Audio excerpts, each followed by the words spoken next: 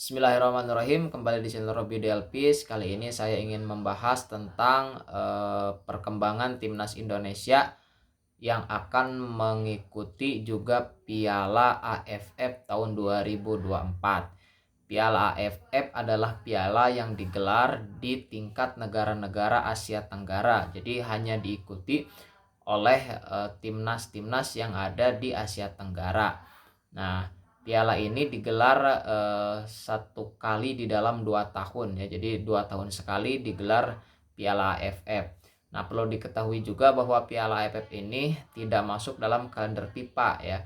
Nah, artinya dalam hal tertentu karena tidak masuk ke kalender FIFA, maka punya konsekuensi yang berbeda dengan pertandingan-pertandingan yang memang masuk ke kalender FIFA ya. Oke.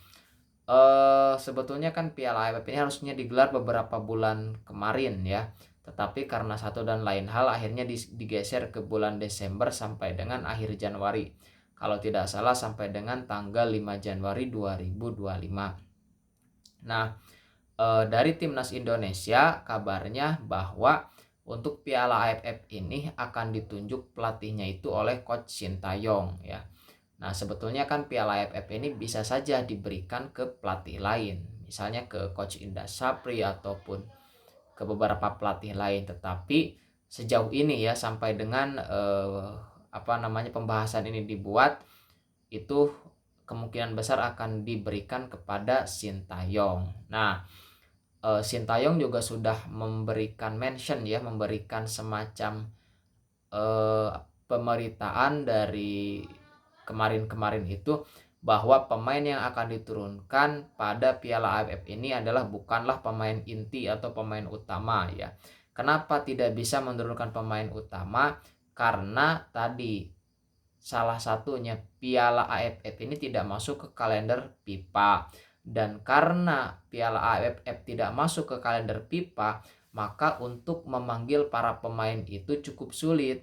Kenapa? Karena ketika satu pertandingan atau satu pemain itu dipanggil oleh timnas, tetapi itu bukan kalender FIFA, maka ada kebolehan bagi klub untuk tidak melepas pemain.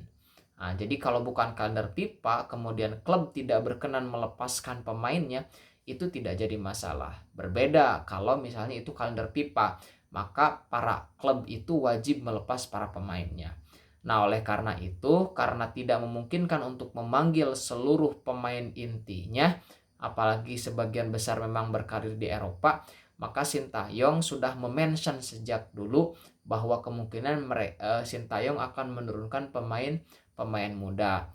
Memang sampai dengan hari ini belum fix ya siapa saja pemain muda yang akan dipanggil. Tetapi kabarnya adalah pemain muda yang dipanggil itu adalah para pemain U22. Nah, cukup banyak nama nanti yang bisa dipanggil ya. Tapi pemain U22 lah yang kemungkinan akan dipanggil oleh Coach Sintayong. Oke. Nah, itu yang pertama. Yang kedua adalah hasil drawing daripada Piala AFF ini sudah ada ya. Dan Indonesia tergabung di grup B ya. Kalau untuk di grup A itu ada Kamboja, ada Malaysia, kemudian ada Singapura, Thailand dan juga Timur Leste. Sedangkan grup B itu ada Indonesia, Laos, Myanmar, Filipina dan juga Vietnam. Nah, agak berbeda dengan timnas Indonesia, negara-negara lain seperti Malaysia termasuk juga Thailand itu jelas akan menurunkan pemain inti mereka gitu ya. Pemain inti mereka yang akan diturunkan.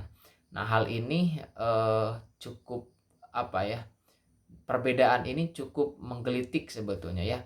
Nah, satu sisi beberapa pihak menilai bahwa langkah yang dilakukan oleh Sintayong cukup baik gitu. Ini kenapa ajang ini bisa digunakan untuk melatih para pemain yang bermain di Liga 1 agar bisa bermain di ajang-ajang internasional. Dan itu akan sangat bagus bagi mereka untuk perkembangan kemampuan mereka gitu ya.